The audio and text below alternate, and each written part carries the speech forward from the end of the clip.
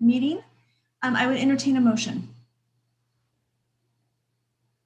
I'll make a motion to approve the minutes as submitted. Great, and I see David Jones is seconding that motion. Is there any further discussion? Hearing none, I will move to a vote.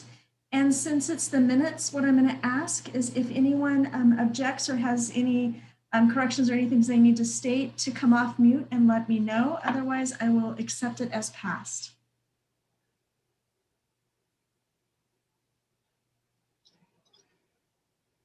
Seeing no one coming off mute, the action item to approve the budget committee meetings is done. The next is into public comments. And Cindy, are you the keeper of the public comments for us tonight? Yeah, both Kara and I we checked with each other and we did not receive any public comments. Okay. Then, Kara, I'm going to turn it back over to you to continue the review of the budget documents. And I'm not sure if Superintendent Peters wanted to say some information first, or if she wants me just to dive right in. I go ahead and just dive right in. Thank you. Okay. We sent out some, emailed some revised information. It's informational purposes for you. It would show what the budget would look like if we added the half a communications specialist FTE. Our proposed, what'll end up happening in our budget book, if you do desire to recommend that in the approval of the budget, our proposed budget still going to stay as the district's budget as proposed, because that's how we presented it to you. We did a lot of vetting and a lot of thorough work looking through it. There was some really, I was going to add at this time, there was a good question after the last budget committee hearing. And we talked about, emailed a little bit about enrollment and projecting outward enrollment information. And the district did have an enrollment forecast done by Portland State University from August of 2019. And what they had projected as enrollment for this year was over 3,000 students. So at this point, it's just such an anomaly to see we're at under, what, 2,700. So we're over 300 off that target already. And the farther out we try to project enrollment, and a lot of districts across the nation do enrollment projections because that's how most schools are budgeted, but it gets a farther gap. So it's really difficult, especially when the pandemic hit and then families chose to move out or went homeschooling or transferred to a virtual academy, and not knowing exactly how the fall is. We're projecting just a slight enrollment, but just adding that as context, since our general fund budget is driven by enrollment in the state school fund amount, it was a difficult, it was a lot of work to go into and look at the budget and come out with the information that we did, because we know we may be facing a funding cliff if that enrollment doesn't bounce back. So instead of trying to project out the next few years of enrollment, I think next year is going to be a really key year for the district to see, as we hopefully recover from the pandemic, to see if that enrollment does bounce back. If that enrollment does not continue to go upward and stay stagnant, or worst case goes below what it is now, then we have some really big decisions to make, because there's federal money, but that's only going to take us so far. So that's the concern, pros and cons of adding any staff at this time, is because the only way with a budget that is built primarily on FTE and personal services, it's really difficult to add that, because if we face that funding cliff, the only way to mitigate that is reducing staff. So that's a difficult one. So I wanted to give you that information and let you know the half an FTE is actually $70,777. It is at this point put into general fund. And the reason I would recommend that is because the way the federal programs work is it really has to be related to the pandemic. And you almost could justify, yes, a communications person is part of the pandemic, but it would also be a confidential staff person in the administration area, which is usually funded from indirect costs. And we do have an indirect cost rate that we do have with those federal grants that we're able to capture. It's not high, it's 2.83%, and it's a calculation based on their expenditures. So, you know, theoretically that could come back around slightly in that way. But what it would essentially do is decrease the general fund ending fund balance at the end of the year by the 70,777. So, and that is a half an FTE. And as you guys may know, benefits are just a costly thing. So it's almost 50% salary, 50% benefits. And the district has great benefits for anyone who's looking for employment. Just going to say that. Otherwise, was there any questions? I just wanted to give that information to you. It's a really quick, it's kind of a simple line item. It doesn't increase what we're spending because we're not projecting to have any more revenue come in. We're just going to have less the ending fund balance. So the options out there for you, if that's what you wish to add or change to the approved budget, it would just change line items, not increase our budget. Thank you, Kara. And we were able to completely get through the budget last time. And so now with that change, is there any additional, or are you ready for kind of just dialogue amongst the group? Kara? Are you ready for? Yeah, I was waiting for questions. I'm sorry. Okay, so now that's the next piece. Only Tuesday. We'll do two things. One is I'm going to give space for Teresa if there's anything final you want to say before we dive into the conversation. No, I just, I guess, yes, if I'm talking. So yes, the past 3 months in preparing this budget, there was a lot of work and thought that went into it, especially considering the drop in revenue, which is, you know, $2 million is huge. What that means to our district, it would equate to 17 teachers to make up that $2 million deficit is 17 teachers or 11 instructional days or a combination of those two. And so thankfully we have the federal dollars, which are temporary. And so the only increase in staffing beyond the planned SIA student investment account plan that we had in place in those positions, the only additional staffing position that was added this year is the 1 FTE of an intervention specialist at the middle school to help with the learning loss, because there's not an interventionist at the middle school level. And so so in planning for this this proposed budget document, a lot of thought went into that process and sustainability. So I'll just leave it at that. Great. Okay. Now I'm going to open it up just for kind of dialogue and questions. And so if you can kind of raise your physical hand and then come off of mute, I think that will work great. Rebecca. Great, thank you. I can lower my hand now. So I do have a couple questions. First off, is the summer school budget included in this budget, or is that its own separate budget?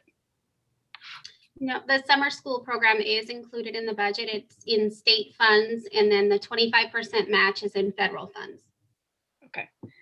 I also was curious, is there any cost of living adjustment included for staff this year?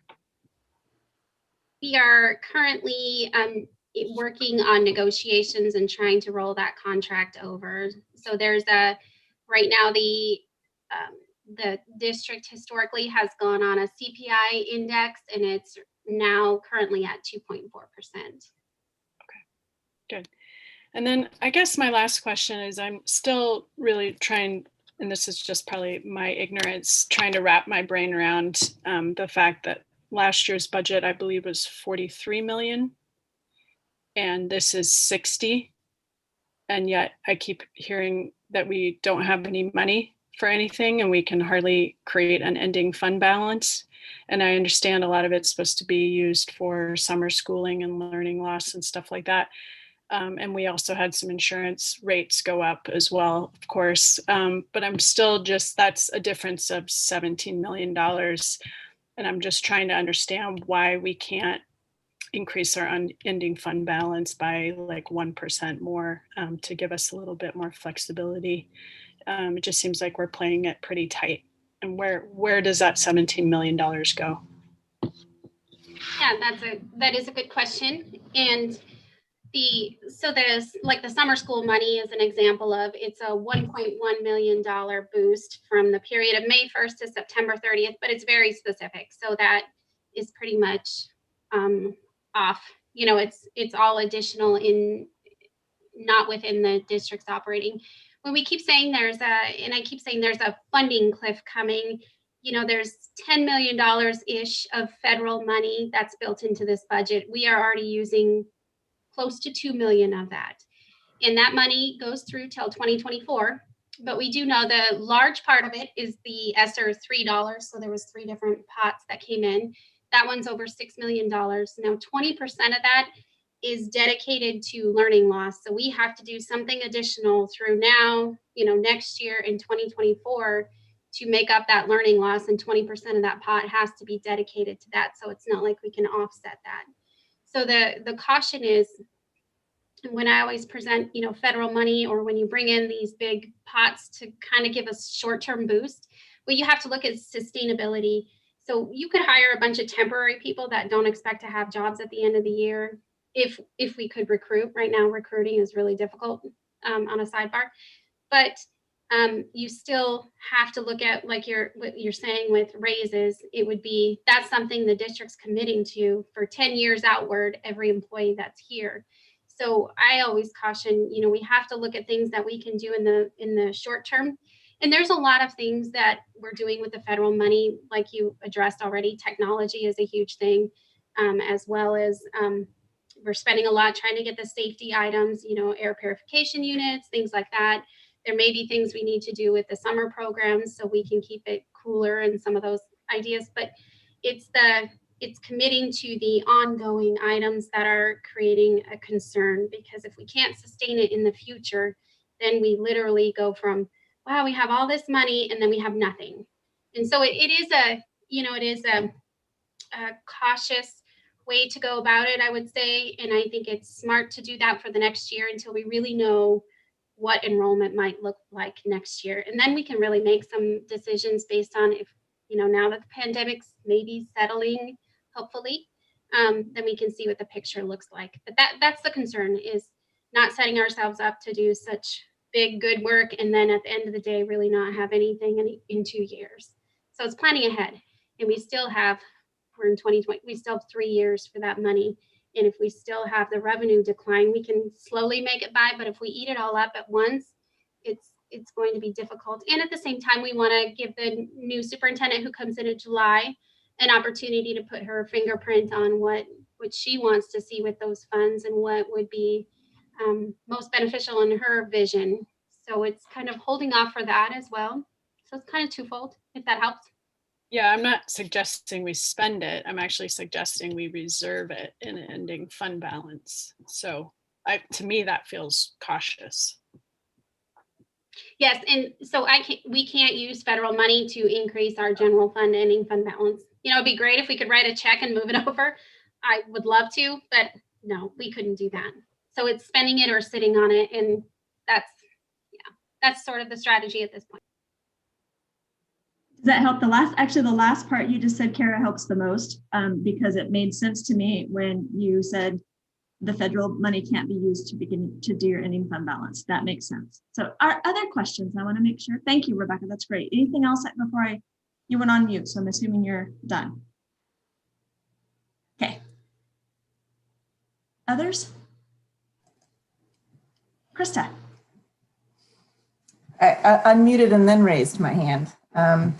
So my question is about state context, because we can't be the only school district in the state who's seeing a difference in terms of enrollment and is facing similar context to this, right? Like this is, in fact, I'm sure there are other places in the state. So I guess I have part one question and part two, and the first one might be for Teresa and the second one might be for Kara. So the first one is, from your conversations at a state leadership level, what are you seeing as trends, or how are other districts responding to this? Are we in a similar situation as other folks? Like, it would be helpful to understand the bigger context of all of this. And then the second question I have is, it seems to me that the state has done a number of things to change the way that we do business generally in response to COVID. And I'm curious to know if the Department of Education has considered any changes to their funding mechanism for schools, given the impact of COVID on ADM. So those are my two questions. And I can actually help you, and if Teresa. So let me add this, because there is a lot of talk, and I would say 6 months ago, that was very much the conversation is, oh, all the districts across the state are seeing a decrease, and it's going to level out because your percentage is similar to the pot as it used to be. But that really isn't what happened. Ours decreased, but there are some other ones that saw some good increases. And that's why you hear the education advocates across the state saying the state needs to fund it at 9.6 billion, so no districts see a funding loss. That's why they're saying that. So even though our percentage, may have been 8%, maybe it's 5% now, but if we got 5% of a bigger pot, then we would be fine. We wouldn't see 2 million less, but that's the issue. And the virtual academies they didn't expect them to pop. Some said they would go up and some said they wouldn't, but they did, and that makes sense. So across the state, that's the part of the issue. So yes and no, and I haven't, I listed in on a lot of the legislative discussions with ODE at random, and there's not a lot of discussion in increasing that state school fund right now, and I would speculate from my previous experience that it would be because there's a ton of federal money out there, and the other districts across the state, many of them are using the federal money in similar ways that we are to fill that funding gap. And I think that's the expectation of the state too, because they're saying we funded SIA, we funded high school success, and those are specific to certain targets. So it can't really be used to offset anything existing that we do. It's supposed to help expand those services for the most part. So I don't hear anything of that yet, but that may be because there is all this federal money in the state, and until that kind of depletes itself, you may not see that conversation come up. But I don't know if that helps. I know Teresa can talk about ODE and their requirements and all that stuff changing. She loves that when they do that. So. Oh yes, I do. Yes. So.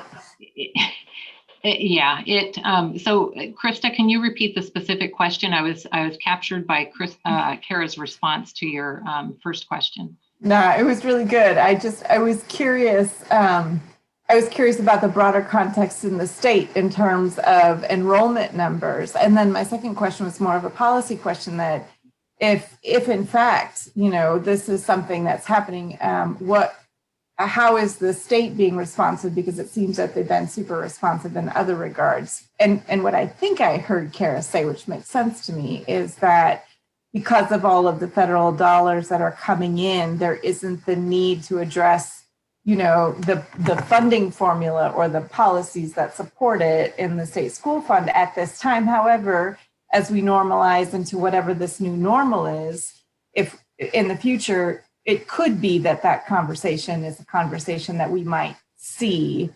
So for future budget members, which is not me next year, but that might be something just to kind of put a pin in for, if there will be conversations, because it seems that the resources there, it's a matter of how it's being distributed at this point on some level. Correct. Thank you.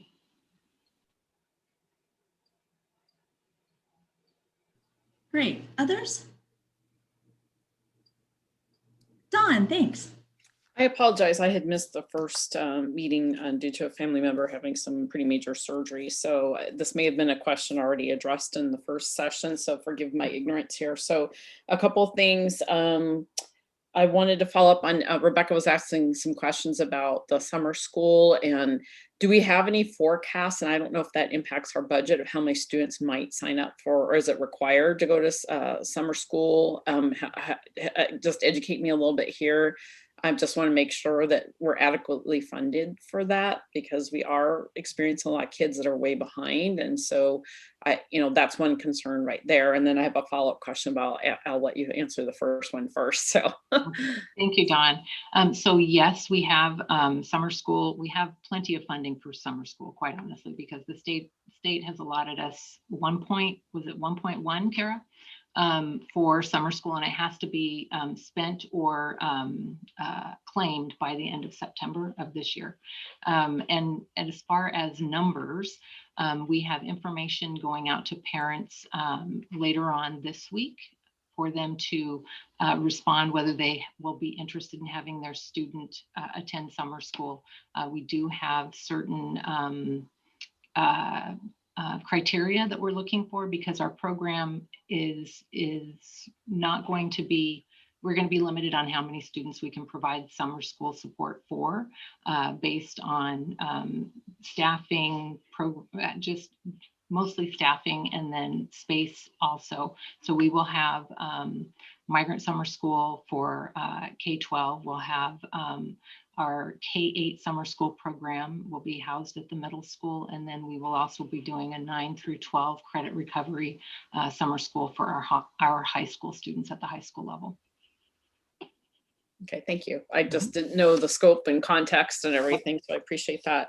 I did want to follow up, because on a previous board meeting, we had talked about how Riverbend charter school was going to have a cut in their funding, and I just hoping maybe somebody could give me a recap of how that shook out into the budget. I mean, I've got all the numbers for the Watonka campus here, but I just like a high level, quick overview of where we're at with that, please.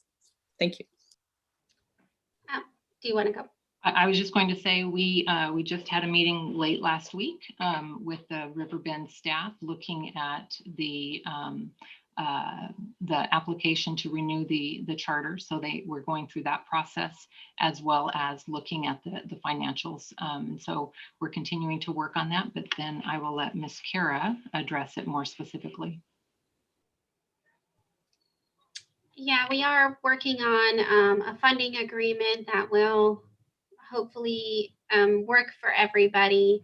The concern is, so they have 2 school years they're going to owe for, and it is a good amount because of the way it was budgeted.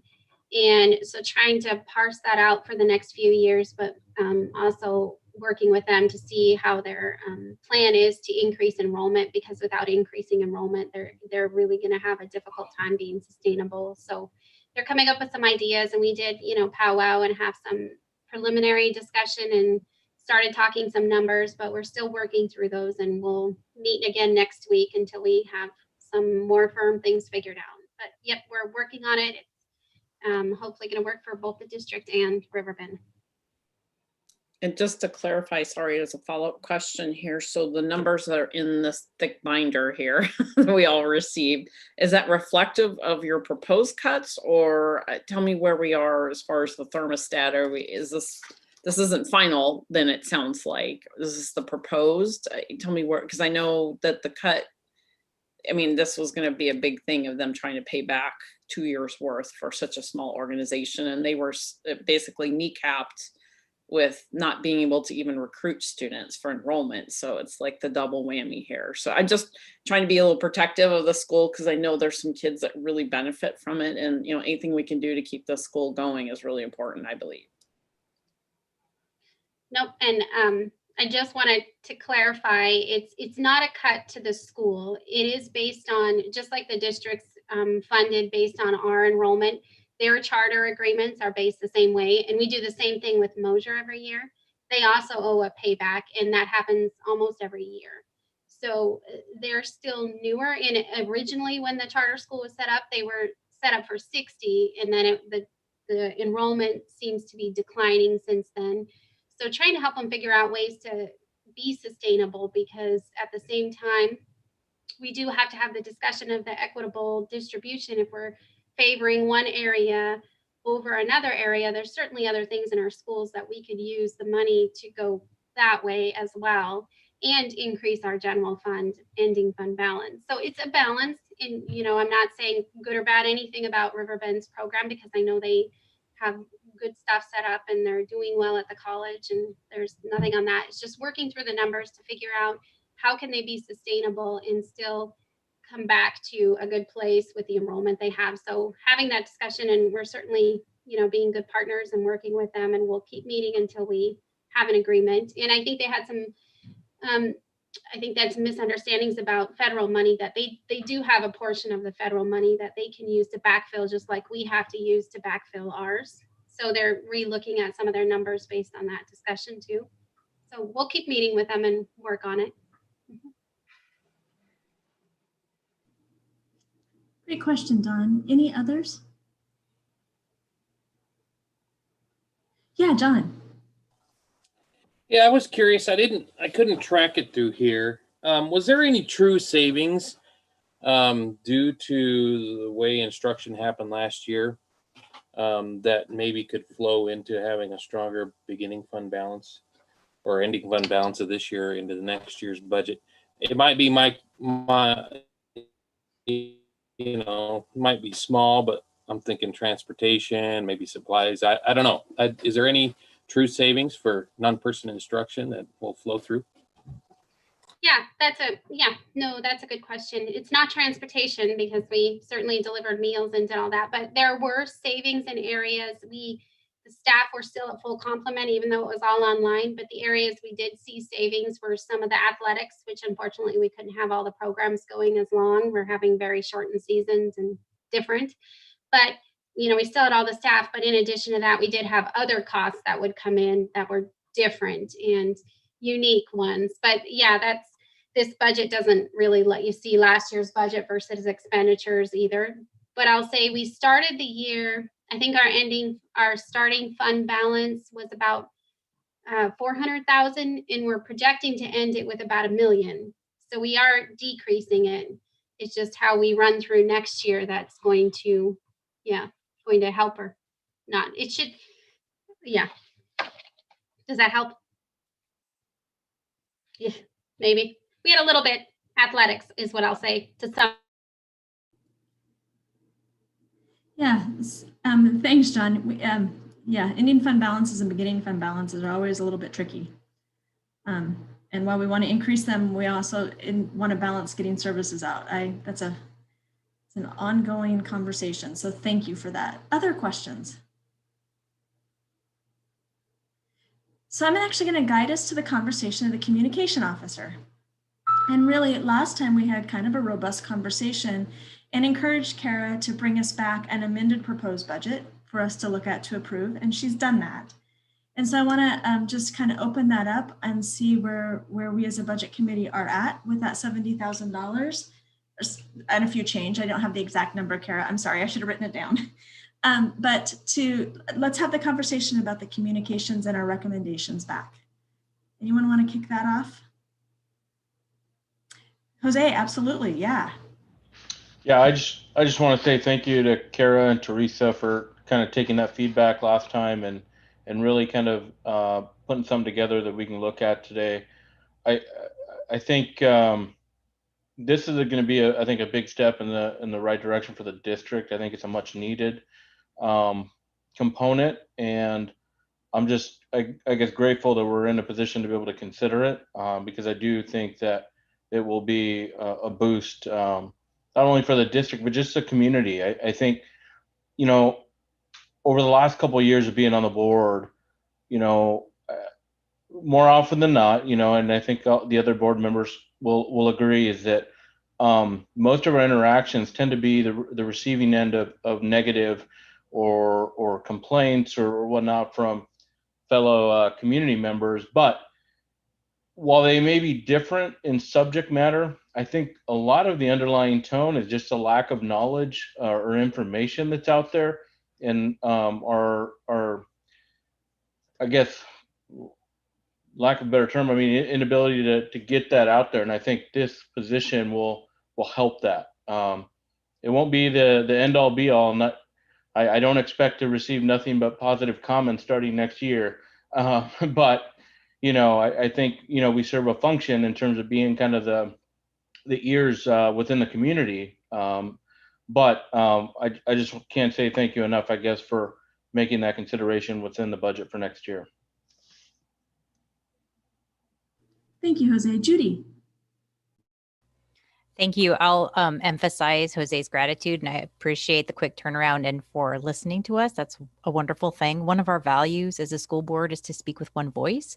And that's not that we all agree, but our intention is to reach out to our community and to communicate our goals that we're setting as a school board and to speak as one voice. And I think having a person to help us with that communication as a connector will be super helpful, not only in a pandemic time, but also in a time when we're trying to really grow and achieve something as a board. Thank you. Great. Others? So my comments, I really appreciate also Kara and Teresa for listening and bringing it back. Rebecca, do you want to go? You came off mute. Oh, so I was going to echo Jose and Judy's comments as well, but also I think in sort of projecting out when we are going to start doing long range facility planning, which we agreed to do the next school year, how important it will be to get the community to show up to that process, be part of that process, really be a community-led process so that they feel good about whatever sort of bond proposal we put forth to the community, that it's really community-led. I think it's absolutely critical that we get this position in, and even if we can't sustain it forever financially, I think this next year is a really critical year. So I'm glad you did the work on this. Great. Is there any others? As chair, I get to say the last words in some way. So Dawn, go ahead. I was just going to say, I echo everyone's sentiments. I wrote the communications plan, so I feel like this is such an integral part of one of our missing pieces for our, not just our board, but our district that's long been missing. I mean, we absolutely need to have a little bit more streamlined and dedicated communications, and having one person who's doing it, and that's all they do. I think that will give us a lot more consistency and regularity, and just really enhance our brand and have that breathing room to go find all those positive stories that our district needs to hear about all the great things our teachers and our students and our staff are doing. So it's really critical. So thank you to everybody else for their comments.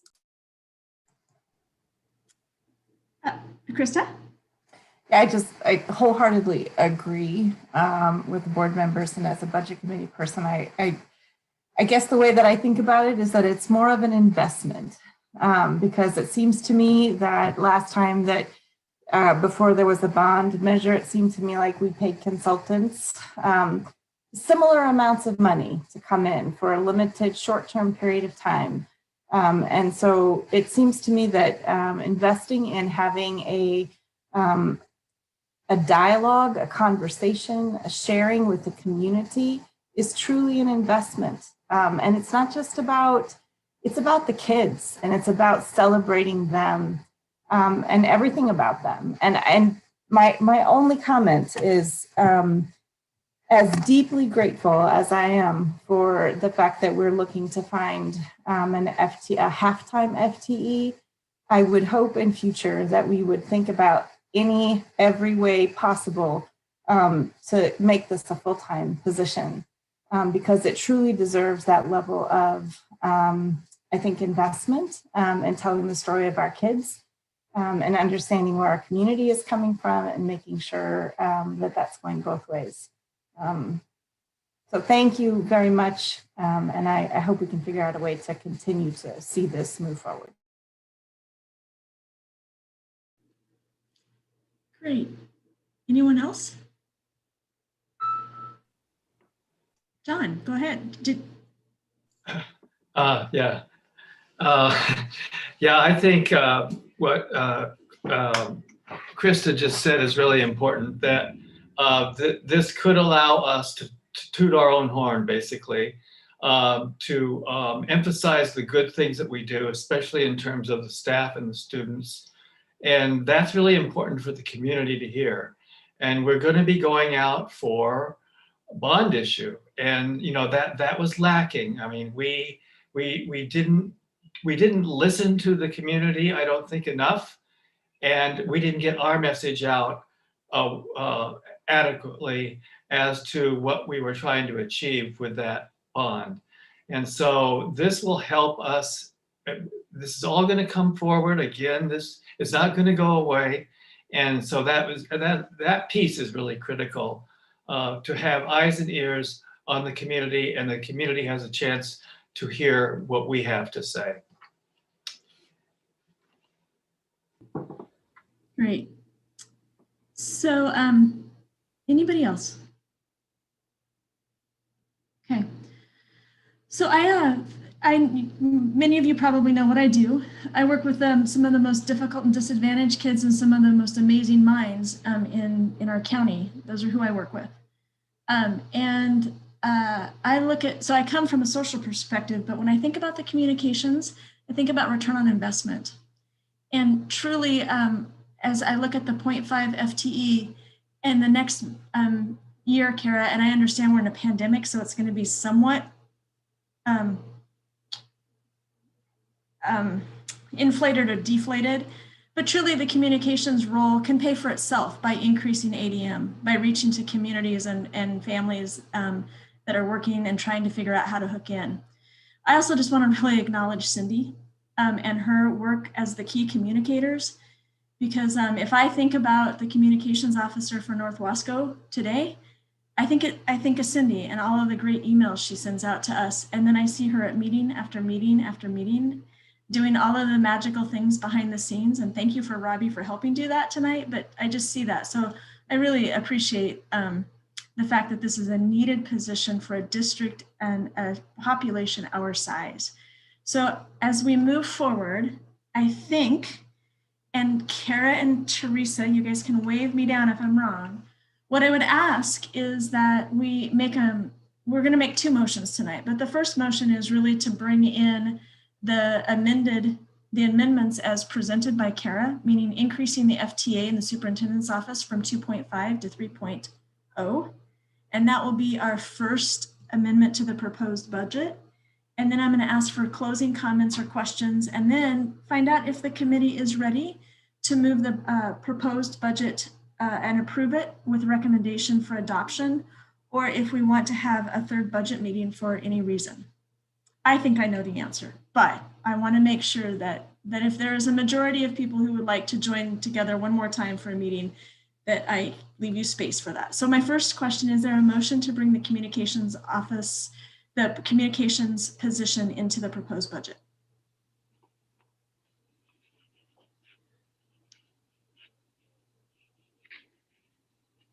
Judy. So moved. Okay. Second. And Krista second. So the proposed budget that we are going to be considering to move forward to the school board will be the one that includes the 3.0 FTE in the superintendent's office, with all of the other things fixed, all of the benefits that are fixed to that. There was potentially a potential motion that was sent to me, and I would be glad to. Molly, Yeah. I sent it to everybody. Oh, perfect. I would be glad to entertain, and with that motion, let me make sure, Kara, that the bottom line does not change. So the motion still stands even with our changed, okay. And there's two parts of this motion that are really important. One is the aggregate amount, but the second is that we move to the taxes. And so if you're at a moment in time, and I'm going to ask to pause for just a second before I get a second. Oh, John, you have a question, or are you going to make the motion? No, don't we need to vote on the motion you just? Oh, sorry. Thank you, John. Yes, here I was being really efficient. So for the motion coming in for the communication officer, I'm going to run down the list if you'll come off mute and either support or actually, I'm going to ask if there's anyone that opposes.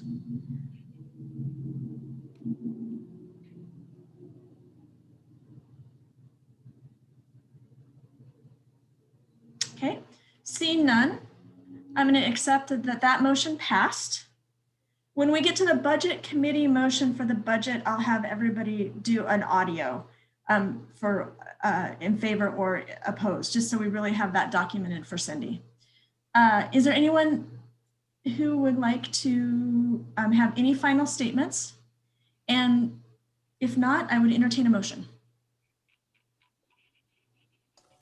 I have a question. Absolutely. So the statement that was sent out today and for the tax rate to be levied, is that any different than prior year? No, that amount is actually in statute and is what every county should be levying for schools. So the rate is different in each county, but this is the one that is set by Wasco County. From back in measure, if you go through all of the measures, measure 5, measure 57, all of those, that's the tax rate that was set for Wasco County, North Wasco School District.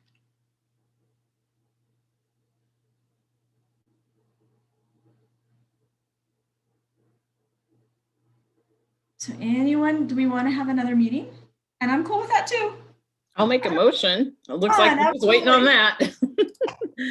Okay, I'll make the motion. I move that the budget for North Wasco County School District 21 for the fiscal year beginning July 1st, 2021 be approved in the aggregate amount of $60,426,446. I further move that ad valorem property taxes be levied at the rate of $5.2399 per $1,000 of taxable assessed value in support of the general fund. Thank you. And I see that Judy Richardson is seconding that motion. Any further discussion? All those in favor signify by saying aye. Aye. Aye. Aye. Aye. Aye. Any opposed?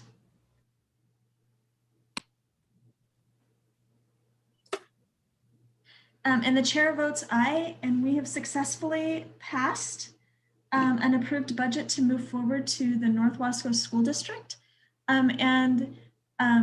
So again, I get the last words a little bit to say thank you. I really appreciate the engagement that you guys came off of mute and asked and talked. And I've been on many of these meetings where everyone is just really silent. So those are really good questions. Robbie, thank you. You have done an amazing job keeping us kind of moving forward and hopping with the flag. So thank you for that. It's the behind the scenes work. And then finally, Teresa, do you have any final words? I do not, but thank you so much for your attention and thorough involvement throughout this process. I appreciate it. With that, I think, Cindy, do we have anything else you need us to do? And now we adjourn, is that correct? Thanks, Molly. Good job. Okay. Thank you.